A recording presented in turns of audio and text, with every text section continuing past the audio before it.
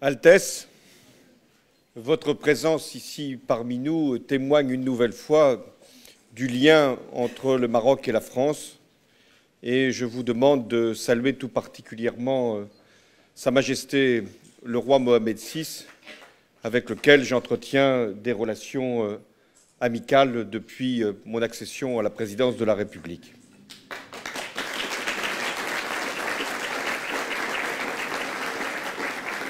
Je salue les ministres, 2 ministres de la Culture, qui ont organisé, le mot serait trop fort et déplaisant pour celles et ceux qui ont été les acteurs de cette très belle exposition ici et au musée du Louvre, mais qui ont, par leur influence, par leur parrainage, permis avec d'autres le succès de cette très belle initiative. Je veux saluer Jack Lang, le président de l'Institut du monde arabe, qui, depuis qu'il est ici, fait que je pourrais y être chaque jour, car il se produit des événements exceptionnels régulièrement dans cette grande institution. Il ne peut le faire que parce qu'il a le soutien de la France, mais aussi le soutien des pays arabes, et je veux saluer ici les ambassadeurs. Chaque fois que je me déplace, d'ailleurs, j'emmène toujours Jack Lang avec moi pour qu'il puisse solliciter tous les bienfaiteurs de la cause que nous servons, celle de la culture et celle du rayonnement aussi de ce monde arabe qui a tant donné, et il en fait encore la démonstration au monde entier. Je veux aussi remercier toutes celles et tous ceux qui, par leur contribution, ont permis que les moyens soient affectés à ces très belles expositions. C'est en effet la 3e fois que je me rends ici à l'Institut du monde arabe. La première, c'était pour l'exposition consacrée au Hadj, qui était à la fois la démonstration de trésors qui n'avaient jamais été ici exposés en France, et aussi était la confirmation que l'islam est une religion d'ouverture et de tolérance. Je suis revenu une seconde fois, c'était pour la fête de la musique. C'était un succès populaire considérable et l'ensemble de la place était complètement couverte, non pas simplement par les bruits, mais par les clameurs que la seule vue de Jack Lang suffisait à produire.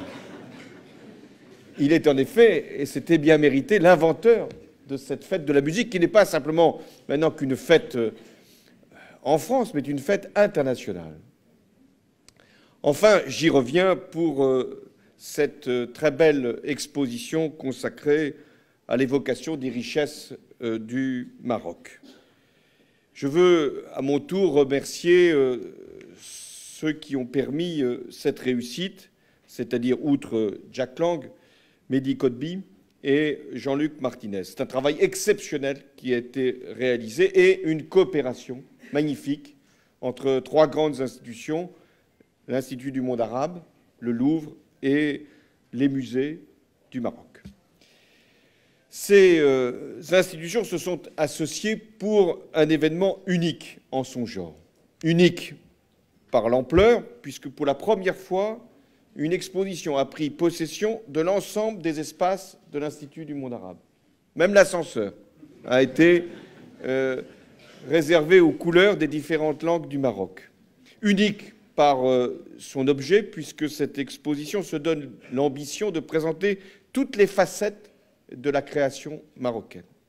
Unique enfin, car Paris, cet automne, sera aux couleurs du Maroc, avec le Maroc médiéval au Louvre, Tanger à la Gaîté Lyrique, Hicham Berhad au 104, la musique marocaine au Théâtre de la Ville, la créativité contemporaine à l'Institut du monde arabe, et je ne sais pas où est passé Jamel Debbouze pour cette manifestation qui, pour être complète, doit avoir aussi sa participation. Je suis pas loin, Monsieur le Président. Très bien. Au Louvre, ce sont 300 œuvres qui sont exposées. 300 œuvres qui nous racontent ce qu'était le Maroc, son influence, sa culture, sa civilisation du XIe au XVe siècle, avec cette succession des dynasties que vous avez rappelées, Altesse, Almoravide, Almohade, Mérinide. À l'époque, l'influence allait de l'Andalousie jusqu'au désert saharien. Et ça nous rappelle que le Maroc médiéval a été un creuset où se sont mélangées de multiples influences, de multiples cultures, et qui permettent de mieux comprendre ce qui a été rappelé du préambule de la Constitution marocaine, c'est-à-dire l'attachement du Maroc à des valeurs d'ouverture, de dialogue, de compréhension entre toutes les cultures et civilisations du monde. Ici, à l'Institut du monde arabe, 700 artistes et intellectuels vont se réunir, et je veux là aussi saluer tous les commissaires qui ont permis ce rassemblement. Ces artistes représentent toutes les générations, toutes les régions du Maroc, tous les arts, sculpteurs, cinéastes, danseurs, écrivains, philosophes, peintres, artisans. De grands maîtres sortent de l'ombre dans laquelle ils avaient voulu eux-mêmes rester, ou au contraire, permettent de confirmer ce qu'était déjà leur succès. Je pense à cet artiste rare qui vit depuis 50 ans à côté du marché, ce qui est possible, El-Khalid El-Guérib, et qui a été si justement salué par Tahar Benjeloud dans la préface au catalogue. Je pense aussi à Farid Belkaya, qui vient de décéder et auquel Jack Lang a rendu à juste raison hommage devant sa veuve. Les arts vivants sont également promus, puisqu'il y aura 3 concerts, 4 spectacles, autant de raisons de mon retour à l'Institut du monde arabe, avec également de la danse, je l'évoquais, du cinéma, des rappeurs du Maroc, et des débats qui porteront sur des sujets aussi importants que les langues du Maroc, le soufisme, la société civile et ce qu'elle peut apporter, le féminisme, les médias, la famille, la littérature. Cette exposition est aussi pour moi l'occasion de rappeler le prix que j'attache à l'amitié entre la France et le Maroc. Je veux que nos 2 pays non seulement demeurent des partenaires d'exception, mais puissent encore coopérer davantage dans tous les domaines. Je veux maintenir ce qu'étaient nos relations et ce qu'elles sont, des relations de confiance, et dépasser toutes les difficultés qui peuvent parfois surgir. Parce que nous avons besoin l'un de l'autre, le Maroc de la France et la France du Maroc. Et je veillerai personnellement à ce que nos relations puissent être amplifiées, consolidées, et si c'était nécessaire, relancées par rapport à la visite que j'ai moi-même effectuée au Maroc au printemps dernier. Je rappelle que le roi Mohamed VI a été le premier chef d'État que j'ai reçu à l'Élysée en mai 2012. Au cœur de notre relation, il y a bien sûr l'économie, mais il y a la relation humaine, qui, elle, est bien vivante et qui est ancienne. Il y a ce lien historique qui a fait que j'ai rendu hommage à ce qu'avait été le sacrifice des Marocains pendant les 2 conflits que nous avons connus au XXe siècle. Et la France ne serait pas ce qu'elle est aujourd'hui sans cet engagement qui fut celui des Marocains, mais aussi de beaucoup de Maghrébins et d'Africains pour la libération de notre pays. Et c'est une gratitude que je veux ici encore rappeler.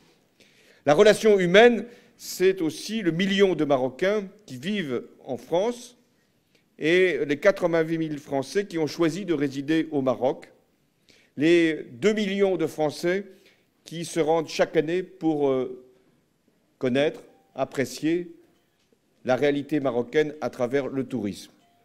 Et je ne voudrais pas d'ailleurs que s'installe l'idée que ce serait dangereux aujourd'hui d'aller visiter le Maroc ou d'aller voyager au Maroc.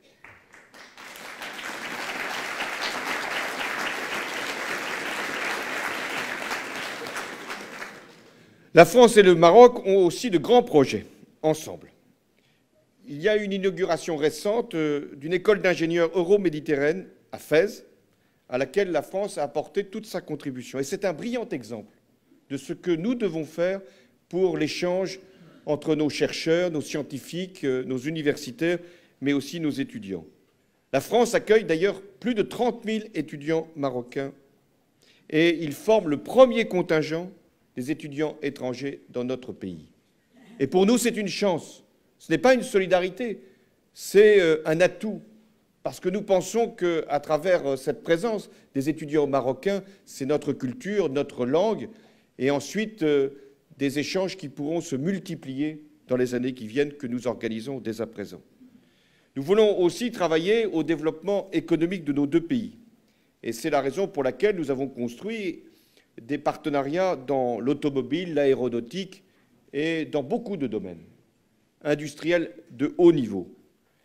Et nous avons aussi à cœur, le Maroc et la France, de construire une alliance pour aller porter nos produits, nos fabrications, notre culture aussi, vers l'Afrique qui est demandeur de ce partenariat. Je sais aussi la force du message politique du Maroc dans le monde arabe.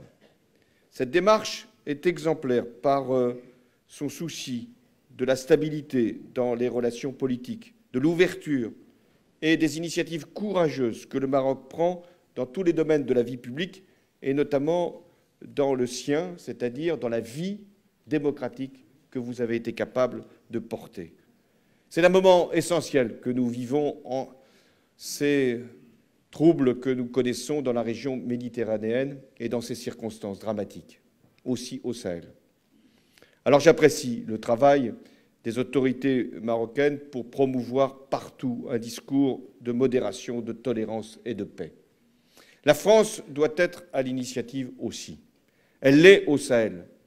Et nous avons pu, avec tous les pays de la région, mener une intervention au Mali qui n'est pas terminée. Nous avons aussi à cœur de favoriser la stabilité des pays qui font face à des mouvements terroristes.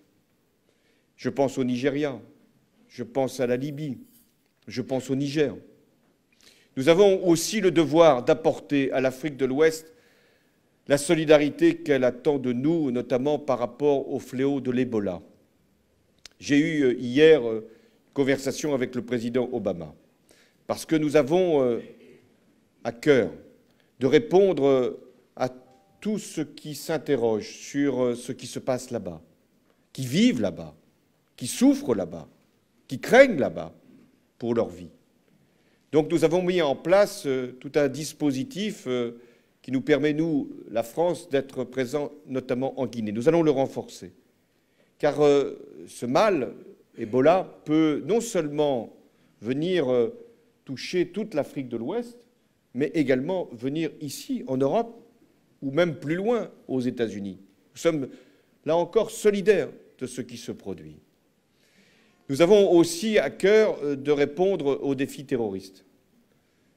Ce qui se produit en Irak et en Syrie n'est pas simplement une bataille ou une guerre qui serait celle d'autres et qui intéresserait d'autres. Non, nous sommes solidaires de ceux qui se battent contre le terrorisme.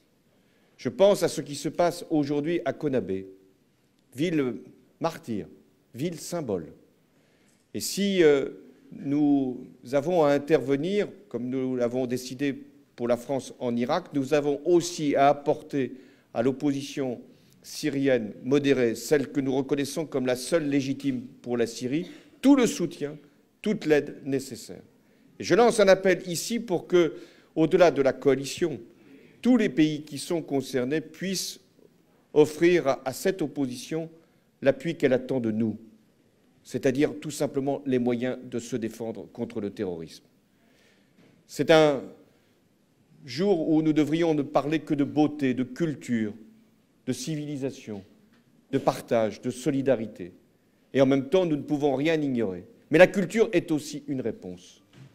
Ce que vous montrez ici au Louvre, à l'Institut du monde arabe, c'est ce que l'islam peut également offrir de mieux au monde.